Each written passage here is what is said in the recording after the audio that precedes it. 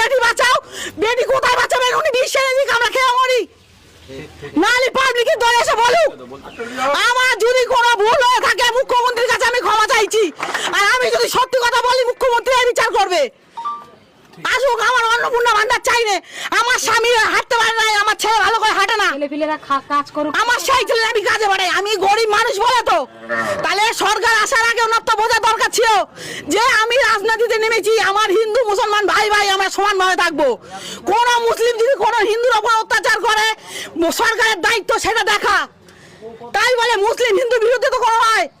তুমি হিন্দু মুসলমানরা বলছে আমরা গরু খাবো না, উনি কি জানেন না এটা ঘোষেদের জাত ব্যবসা? কত প্রচুর হিন্দু, কটা মুসলমান ব্যবসা করেছে? আজ থেকে 33 বছর আমল থেকে খারাপ ব্যবসা হয়ে আসছে। আমার জ্ঞান থেকে আমি খারাপ ব্যবসা দেখছি। কোথায় সরকার আসুক, আমাদের জমা খরচ দিক। আমার নাম হলো বাবু সোনা, আমি একজন গরু পালক।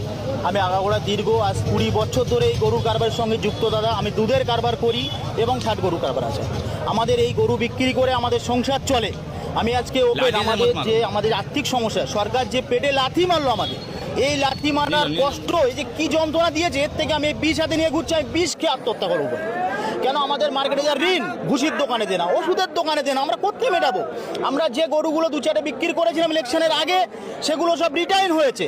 এবং এই সরকার আসার পরে আমাদের বলেছিল আমরা তোমাদের বন্ধু, সবকা সাথ সবকা বিকাশ, বিজেপি সরকার বলেছিল। কিন্তু এখন এসে এনার প্রতিটা পদক্ষেপে আমাদের পেটে লাথি মারছে এই সরকার। আমাদেরকে সময় দিতে পারতো। একটা আইন পাস হয়ে রয়েছে, 1 মাস পরে আইনটা বলবৎ হবে, আমাদের একটা সময়টা নির্ধারিত, আমাদের একটা জায়গা গুছানোর ব্যবস্থা করুক, সেটুকুও করলো না। আর যে গোমাতা চেল্লাচ্ছেন, আমি আজকে বলবো আমার সনাতনী যত ভাই বোন আছে, আমরা কথা খারাপ ভাববেন না কেউ, আমি তাদেরকে বলবো আপনারা যে গরুকে গোমাতা বলছেন, যে মা 10 মাস 10 দিন গর্ভে রেখে মানুষ করেছেন, সেই মায়ের সেবাটাকে ভালো করে করুন না। আমরা কি অন্যায় করি সরকারের কাছে? এই সরকারকে জিতিয়ে এনেছি, ভোট দিয়ে নির্বাচিত করেছি, এই সরকারকে আমরা এই বিপদে পড়ার জন্য আজ গরিবের পেটে লাথি মারছেন। বলুন, আমরা এই গরিবরা আজকে ক্ষিপ্ত হয়ে আছে, আমাদের পেটে যখন লাথি মারে, পেটের জ্বালায় আমরা যখন সিংহর মতো গর্জন দেবো, এই গর্জনের আওয়াজটা কতদূর যাবে সেটা সরকার বুঝতে পারবে। আমি বারবার বলছি, আজকে যদি আমাদের এই সরকার যদি আমাদের প্রতিজ্ঞা না করে, আমাদের একটা ব্যবস্থা যদি না করে, আগামী দিন আমরা নবান্নের সামনে হাজির হবো। এতটুকু বললাম।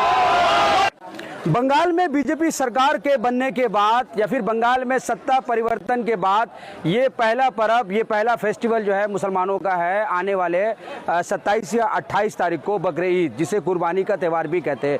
और इस हम लोग मौजूद है दक्षिण 24 परगना के भांगड़ के साक्षर हाट में। मेरे पीछे जो हाट है आप देख सकते हैं, ये पशुओं का हाट है। बड़े जानवर जो है पशु यहाँ से जो है खरीदी बेची जाती है। लेकिन इस साल